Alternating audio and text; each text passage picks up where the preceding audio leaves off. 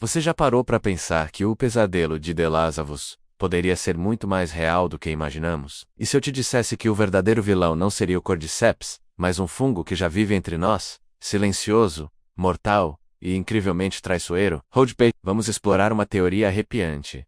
O que aconteceria se o fungo do apocalipse zumbi tivesse a astúcia e o veneno do Amanita phalloides, o famoso anjo da morte? Para quem não conhece, o Amanita phalloides é um dos cogumelos mais venenosos do mundo. Ele é o responsável pela grande maioria das mortes por envenenamento de cogumelos em todo o planeta. O mais assustador nele não é só o veneno, mas a forma como ele age. É um assassino paciente e enganador. Ao contrário de outros venenos que causam reações imediatas, o Amanita phalloides te dá uma falsa sensação de segurança. Imagine a cena.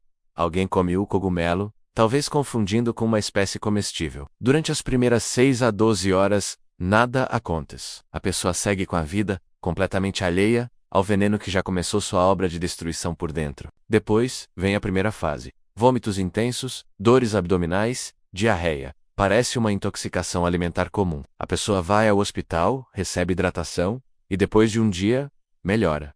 Sim, os sintomas desaparecem. A vítima pensa que o pior já passou. É aqui que o anjo da morte revela sua verdadeira face. Essa melhora é uma armadilha cruel. Enquanto a pessoa se sente melhor, as toxinas, chamadas de hematosinas, estão silenciosamente destruindo as células do fígado e dos rins. Elas agem interrompendo a produção de proteínas essenciais, e as células simplesmente começam a morrer. Dias depois, quando a pessoa já achava que estava segura, os sintomas voltam com uma força devastadora. Icterícia. Com a pele e os olhos ficando amarelados, confusão mental, hemorragias e, finalmente, a falência completa do fígado e dos rins. Nesse ponto, a única esperança é um transplante de fígado de emergência, que muitas vezes não chega a tempo. Agora vamos trazer essa biologia sinistra para o universo de The Last of Us. O Cordyceps do jogo é assustador. Pela forma como controla o hospedeiro, transformando-o num autômato violento. Ele se espalha por esporos e mordidas. É um terror visível e imediato. Você vê um instalador, você sabe que o perigo está ali. Mas e se o fungo do apocalipse fosse diferente? E se ele fosse um híbrido, combinando a capacidade de controle mental do Cordyceps com a estratégia de ataque do Amanita phalloides? Vamos chamar essa nova criatura de Amanita cordyceps. O contágio inicial seria quase imperceptível. Não haveria uma mordida frenética seguida de uma transformação rápida. Talvez fosse pela inalação de esporos quase invisíveis, ou pelo consumo de água e comida contaminadas. Nos primeiros dias, a pessoa infectada seria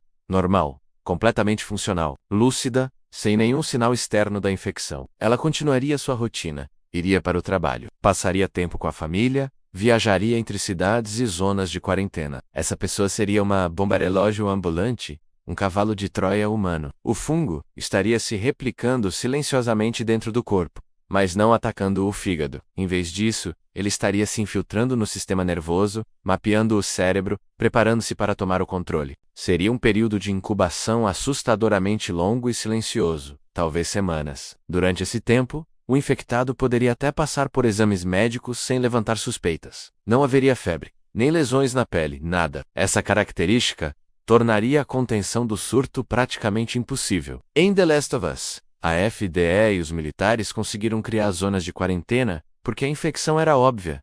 Você morde, você se transforma. É fácil identificar e isolar. Mas como você pode isolar alguém que parece perfeitamente saudável? As quarentenas seriam inúteis. As fronteiras seriam atravessadas por portadores assintomáticos todos os dias. O fungo se espalharia globalmente, antes mesmo que a primeira pessoa apresentasse o primeiro sintoma real. O mundo inteiro seria infectado antes de perceber que estava em guerra. E então, o que aconteceria quando o período de incubação terminasse? Não seria uma transformação violenta e repentina? Sirius, o fungo, agora totalmente integrado ao cérebro, começaria a assumir o controle. Mas ele não criaria um monstro irracional que ataca tudo o que vê.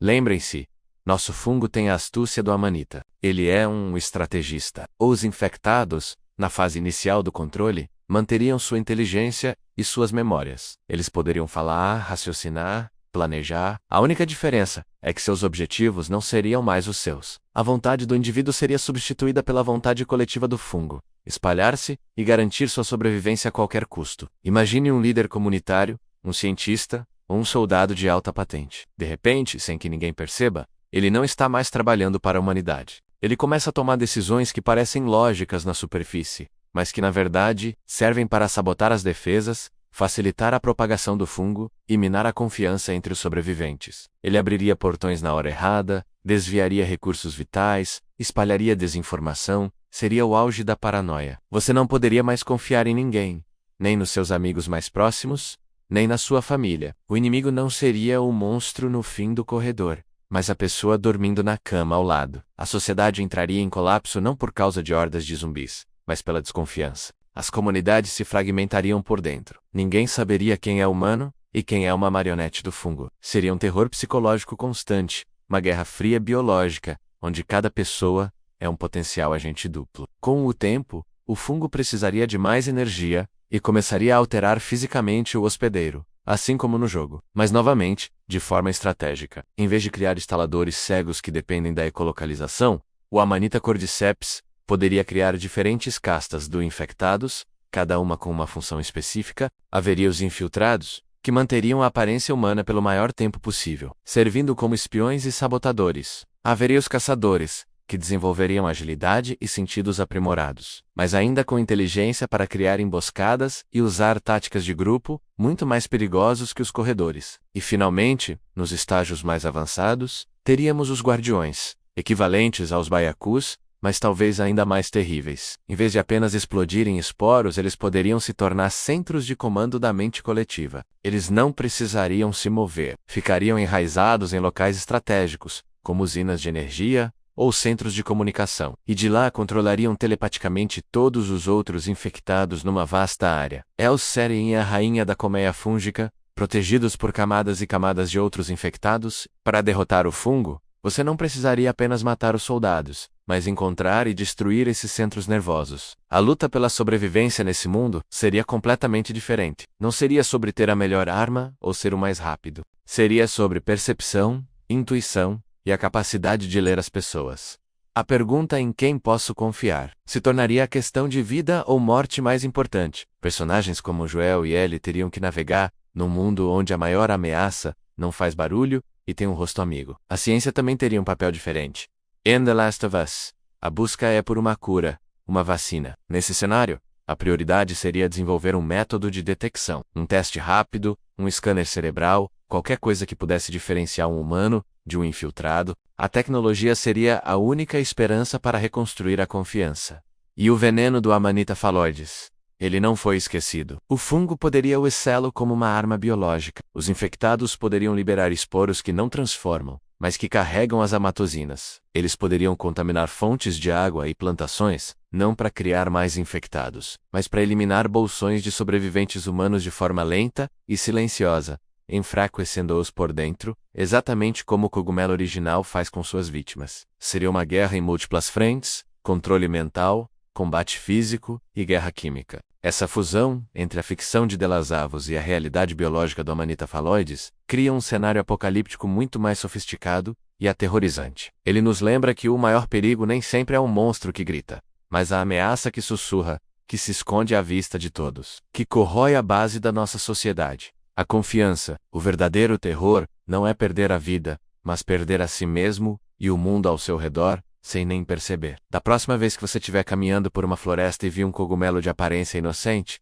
lembre-se, se você, assim como eu, ficou completamente vidrado em De Las Avas, seja nos jogos ou na série, com certeza já se perguntou: aquele fungo aterrorizante, o cordyceps, existe de verdade? A resposta é sim, ele existe. Mas calma. Antes que você comece a estocar comida e a construir um bunker no quintal, vamos entender direitinho como ele funciona na vida real. O cordyceps é, na verdade, um gênero com centenas de espécies de fungos. E sim, eles são parasitas. O alvo principal deles: insetos. Cada espécie de cordyceps geralmente se especializa em uma espécie específica de inseto. O mais famoso é o Ophiocordyceps unilateralis, que infecta formigas.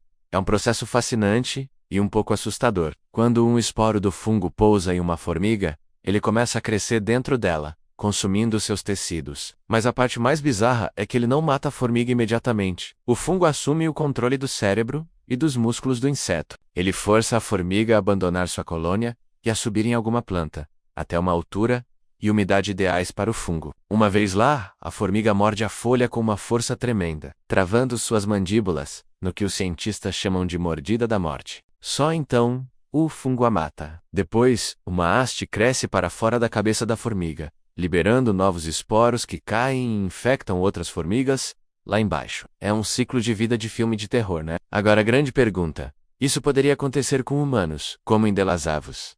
A resposta curta é: não. É extremamente improvável. Primeiro, a nossa temperatura corporal é alta demais.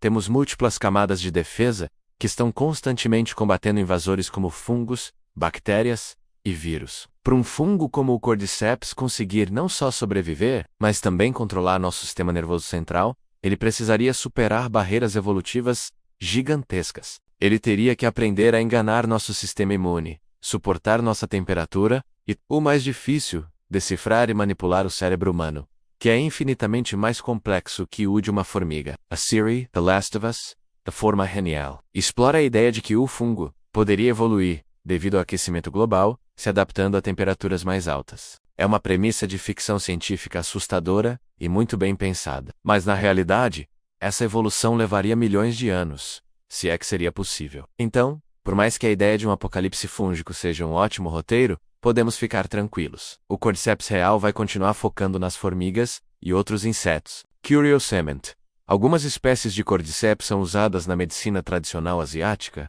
há séculos, sendo valorizadas por supostos benefícios à saúde, como aumento de energia e fortalecimento do sistema imune. Então, de parasita zumbi a suplemento de bem-estar, o Cordyceps é realmente um organismo surpreendente. Espero que tenham gostado de saber um pouco mais sobre o fungo por trás de The Last of Us. É um exemplo perfeito de como a natureza pode ser muito mais estranha e fascinante que a ficção. Se você curtiu o vídeo, não se esqueça de deixar o seu like, se inscrever no canal e ativar o sininho para não perder os próximos. Muito obrigado por assistir e até a próxima.